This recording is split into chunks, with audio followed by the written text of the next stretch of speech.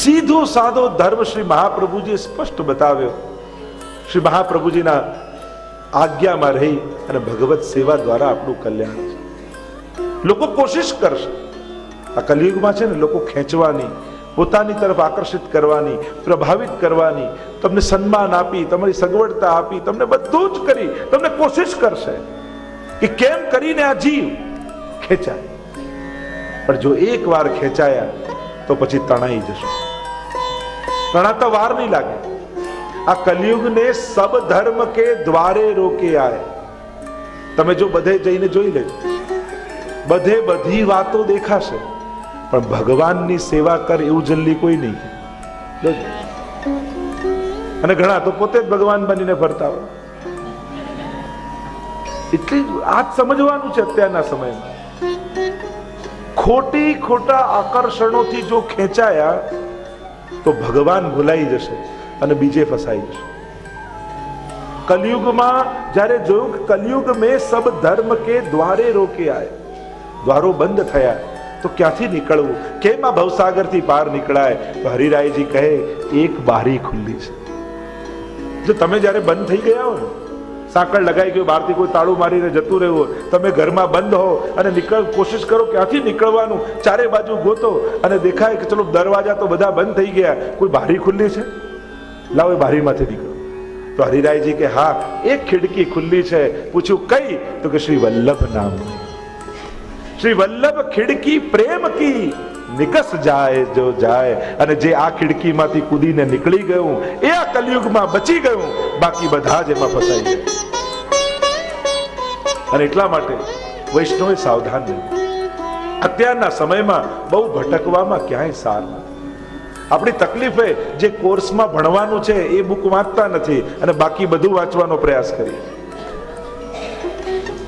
તો જે મહાપ્રભુજી બતાવ્યું એ જાણ્યું, જે કરવાનું છે એ કર્યું, બાકી બધું જ આપણે કરવા કોશિશ કરીએ છીએ, પણ જે મહાપ્રભુજી આજ્ઞા કરી એને અનુસરવા પ્રયાસ નથી કરતા. વૈષ્ણવો, વલ્લભની વાણીનો આશ્રય રાખજો અને એમની આજ્ઞામાં રહેશો તો બધું સુગમ થઈ જશે. આ એક ખિડકી ખુલ્લી છે. વલ્લભના નામનો આશ્રય જેણે કર્યો એ પાર ઉતર. ઠાકોરજી, ગુરુ અને વૈષ્ણવ, હરિગુરુ વૈષ્ણવ જે આપણે ત્યાં કહીએ, આ ત્રણેય એક રૂપ છે. ત્રણેયમાં સમાન અને આદર બુદ્ધિ રાખવી. જેવો ભાવ પ્રભુમાં એવો ભાવ વલ્લભમાં અને એવો જ ભાવ વૈષ્ણવમાં. કારણ વૈષ્ણવ આપણે તો કહીએ ને કે જેના હૃદયમાં પહેલો વ એટલે વલ્લભ, છેલ્લો વ એટલે વિઠ્ઠલ અને વચ્ચેનો સ્ન એ કૃષ્ણ, આ ત્રણેય જેના હૃદયમાં બિરાજતા હોય એ જ વૈષ્ણવ છે. જ્યાં ત્રણેયને એક કરીને જાણતો હોય એ જ વૈષ્ણવ છે. એટલા માટે જ્યારે વૈષ્ણવ આવે, આપણે જાતે બાજુ ઠાકોરજી પધાર્યા તેમ થાય પ્રભુ પધારે, વલ્લભ પધાર્યા તો વલ્લભના હૃદયમાં શ્રીનાથજી મારા ઘરે પધાર્યા, અને વૈષ્ણવ આવે તો એના હૃદયમાં તો શ્રીજી અને વલ્લભ બંને થઈને પધારે. અને એટલે જ અમારા ભગવદીઓ તો કહે કે આવા ભગવદીઓનો સંગ મને મળે, મિલે કબ શ્રી વલ્લભ કે પ્યારે. અહીંયા તો તત્પરતા એ છે અમારા વલ્લભીઓ અમને ક્યારે મળે. અને મેં તો જોયું છે દુનિયાભરમાં, વૈષ્ણવને ખાલી ઠાકોરજીથી પણ ચાલતું નથી. ખાલી પ્રભુ સેવા વિદેશમાં હું જઉં, ઠાકોરજી તો બિરાજતા હોય પણ છતાંય બેચેન હોય, અહીંયા અમને કોઈ વૈષ્ણવનો સંગ નથી. વૈષ્ણવોને વૈષ્ણવ વગર ગમતું નથી. મેં તો દુનિયાભરમાં જોયું. ભલે સેવા અષ્ટયામ પહોંચતા હોય, બધું કરતા હોય, પણ દિવસમાં એક વાર વૈષ્ણવ જોડે જય શ્રી કૃષ્ણ ન થાય ને તો એના મનમાં સંતોષ ન થાય. એના મનમાં તો તાપ હોય કે આવા વલ્લભીઓ અમને ક્યારે મળે. અમારે એક વૈષ્ણવ હતા પરિચિત, વિદેશમાં છે, એને અલાર્મ રાખી છે. કારણ કે એને થાય કે દરેક ઘડીએ ભગવાન નામ લેવું જોઈએ, એટલે એના મોબાઈલમાં અલાર્મ વાગે એટલે 3 વાર અષ્ટાક્ષરનું સ્મરણ કરી લે. જ્યાં મોબાઈલના સદુપયોગ થઈ શકે. એક ઘડી થાય એટલે એને અલાર્મ બીપ વાગે, એને યાદ આવે 3 વાર અષ્ટાક્ષર લે, પાછું થાય, એક ઘડી થાય, પાછું બીપ વાગે ને પાછું થાય, સ્મરણ કરે. કેવા લોકો પોતાના ભાવ અને એની ભક્તિને પ્રગટ કરતા હોય છે. તો કહું કે આવા ભગવદીનો સંગ મળે તો એ જ એકમાત્ર ભવસાગર કે તરણ કી નીકી નૌકા. પેલી કાગજની નૌકાથી કોઈ પાર નહીં ઉતરે. તમારે નાવ પર બેસવું છે તો ભગવદીના સંગ રૂપી નૌકા ઉપર બેસો, તે પાર ઉતારશે. રાયજીને વધાઈ મળી છે, શ્રી વલ્લભ પધારી રહ્યા. આપણે ત્યાં જયારે કોઈ વલ્લભ પધારે ત્યારે કેવી ઉત્કંઠા વૈષ્ણવના મનમાં ચિત્તમાં રાખવી, હરિરાયજી આપણને શીખવે છે. આ આચાર્યો આપણને દરેક પ્રકારથી શીખવે છે. હરિરાયજીને વધાઈ મળી છે કે આપકે ઘર વલ્લભ પધાર રહે. અને જે તત્પરતા વૈષ્ણવના મનમાં હોય, વૈષ્ણવતા તો આપણને હરિરાયજી શીખવાડે છે. વલ્લભ આવત મેં સુને, શ્રી વલ્લભ આવી રહ્યા છે એવું સાંભળાય, ખબર પડી. કછું નિયર એ કછું દૂર. અરે ક્યાં સુધી પધાર્યા, ક્યાં સુધી આવ્યા છે, હજી દૂર છે કે નજીક આવી ગયા? વૈષ્ણવના ઘરે પધરાવની હોય તો કેવું, આમ જે કાર ચલાવતો એની જોડે ફોનમાં ચાલતું જ હોય, બસ હવે 10 મિનિટમાં પહોંચે છે, બસ પધારી રહ્યા છે, નજીક આવી ગયા. આમ દોડા દોડ કરી મૂકે વૈષ્ણવ. આ જ ભાવ હરિરાયજી બતાવે. આ આપણા આચાર્યોએ તમને લોહીમાં સંસ્કારો આપ્યા છે. પુષ્ટિ માર્ગમાં બેસાડીને કદાચ ન શીખવાડાય, પણ અહીંયા તો તમારા ભીતર, તમારા જીવમાં જ એ વૈષ્ણવતાના સંસ્કારો વાવીને મહાપ્રભુજીએ મોકલ્યા છે. તો આવું જ આપણા સાથે નથી થતું. કછું નિયર એ કછું દૂર, और इन पलकन સો મગ ઝાડે.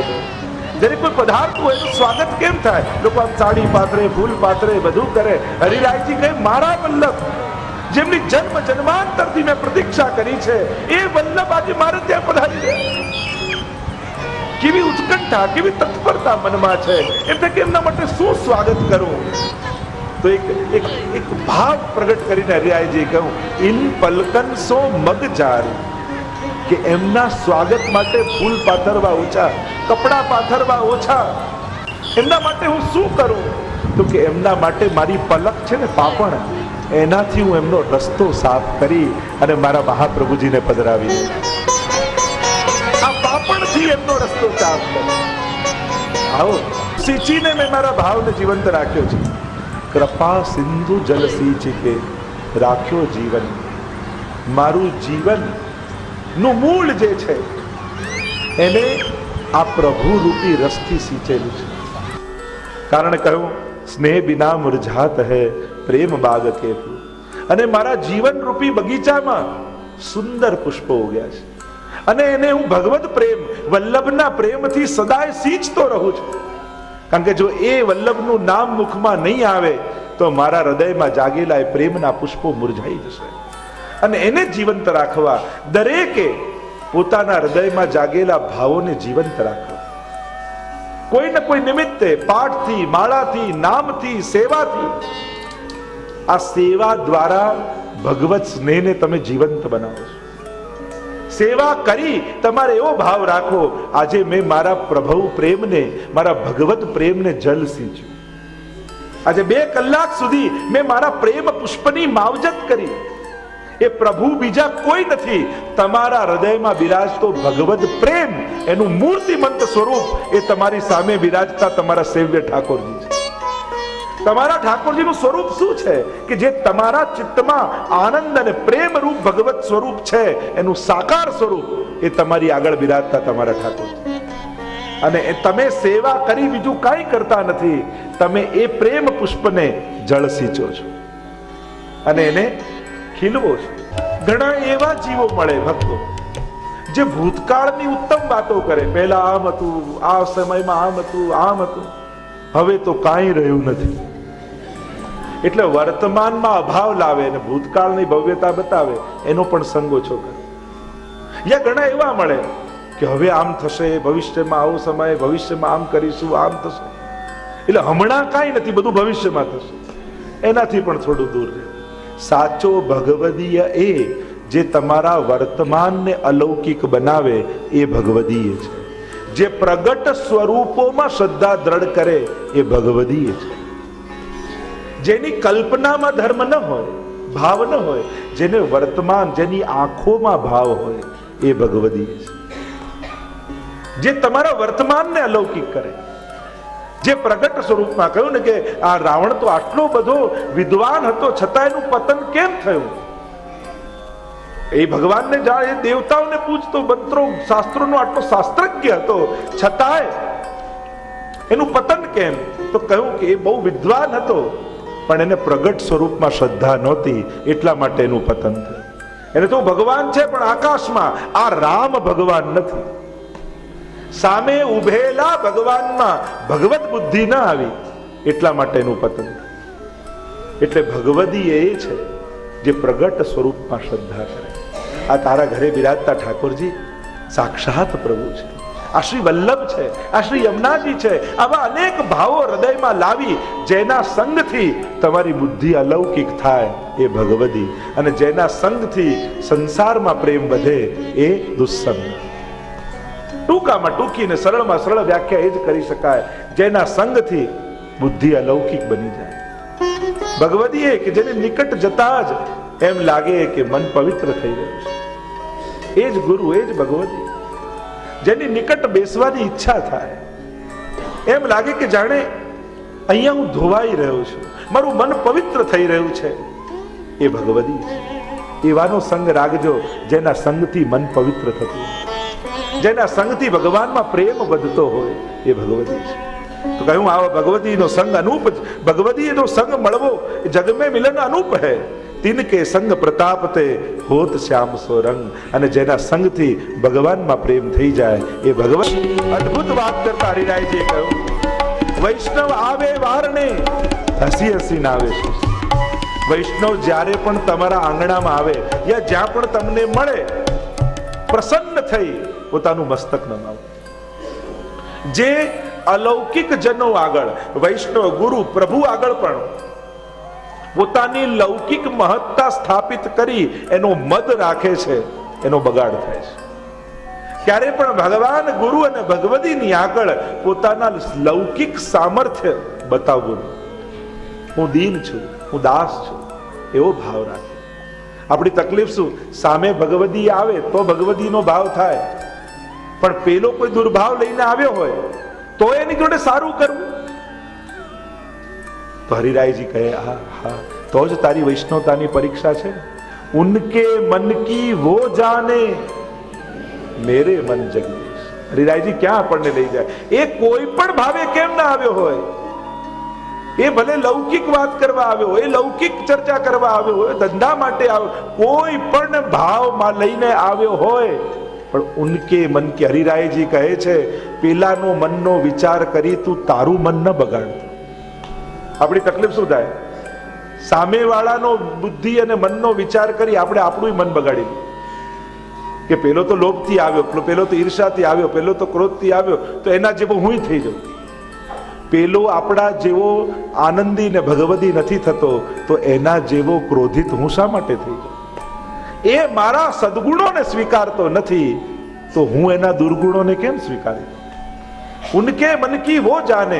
તમારે સત્કર્મ કરવું હોય, તમારે સેવા કરવી હોય, તમારે પુણ્ય કરવું હોય, ત્યારે સામેવાળાના વિચાર, સંજોગ અને વ્યક્તિત્વને જોતા નહીં તો ક્યારે પણ સત્કર્મ કરી નહીં શકો. સામેવાળાના સંજોગોને જોઈને જે પુણ્ય અને સેવા કરવા જાય છે, એને જીવનમાં પુણ્ય અને સેવા કરવાના અવસર ઓછા મળે છે.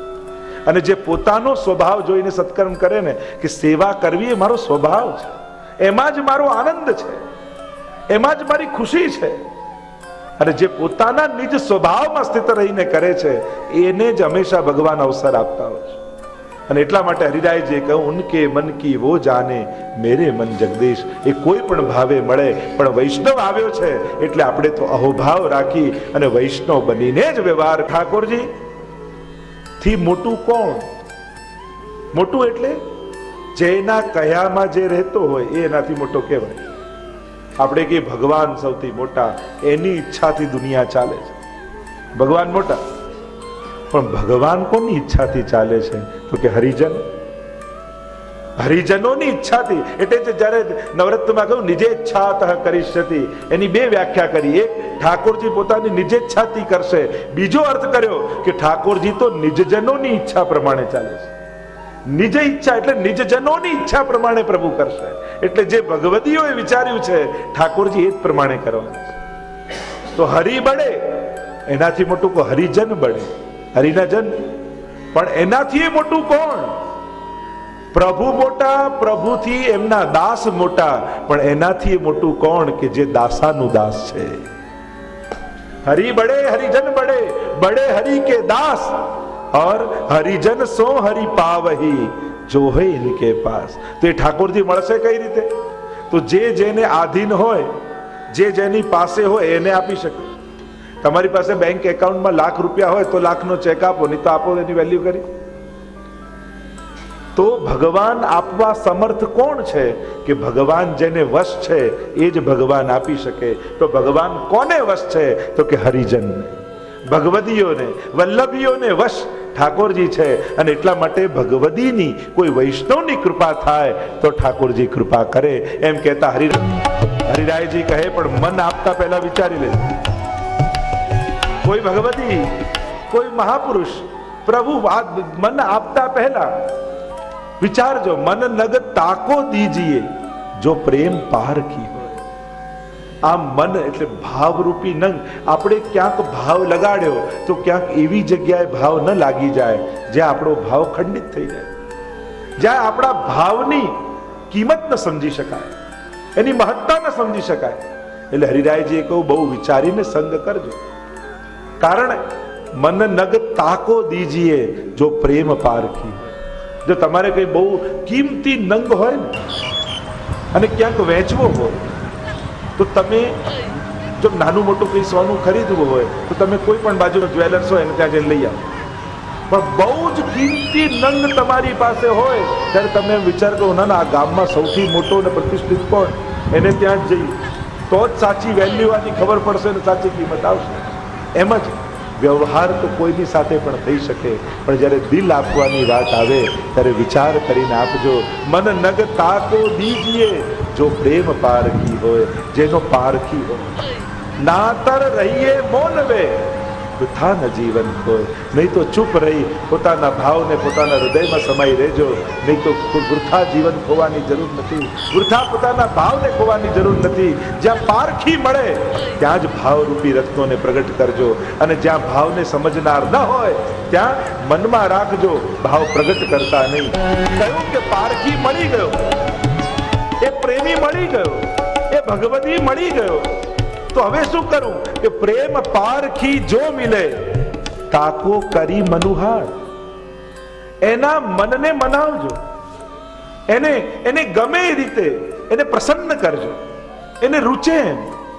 અને કહ્યું 300 પ્રિયા પ્રિયતમ મિલે, અને એના સંગથી યુગલ સ્વરૂપ મળશે. અને સબ સુખ દીજે વાર, અને એટલા માટે સગળા સુખો એના પર નોચાવર કરી દે. જેના થકી આ પ્રભુનું સુખ મળ્યું એના પર તો સર્વસ્વ નોછાવર કરી દે. કારણ મેં તો એને લૌકિક કંઈક આપ્યું, કોઈક વ્યવહાર કર્યો, કંઈક કરીને પ્રસન્ન કરવાની કોશિશ કરી, પણ એણે તો મને ભગવાન આપ્યા. એટલે હું તો કથામાં ઘણી વાર કહું ને કે દાન આપીએ ત્યારે લેનારને પગે લાગીએ. કારણ તમે તો એને એવી વસ્તુ આપી જે અહીંયા મૂકીને જ જવાની છે, પણ એણે દાન સ્વીકાર કરી તમને પુણ્ય આપ્યું જે તમને આવતા જન્મમાં એ સુખ આપવાનું છે. જ્યારે કોઈ આપણી મદદ, આપણી સેવા, આપણું એ સ્વીકાર કરે છે ત્યારે આપનાર કરતા પણ લેનારનો ઉપકાર મોટો છે. કારણ કે એમને તમને પુણ્ય કરવાનો એક મોકો આપ્યો છે. એમ જ જો અલૌકિક વાતમાં આવું તો જેના થકી મને સેવા કરવાની તત્પરતા જાગી, પ્રભુ મળ્યા, તો એનો ઉપકાર તો કેટલો મોટો છે. એના પર તો મારા સગળા સુખો નોચાવર કરી દઉં તોય ઓછું, કારણ કે એણે મને સુખ નિધિ એવા ઠાકોરજી પધરાવ્યા છે. તે વલ્લભનો ઉપકાર કેમ ભૂલી શકાય કે જે મહાપ્રભુજી થકી, જે વલ્લભ થકી મને પ્રભુ મળ્યા છે, એ મારા જીવનના સૌથી મોટા ઉપકાર.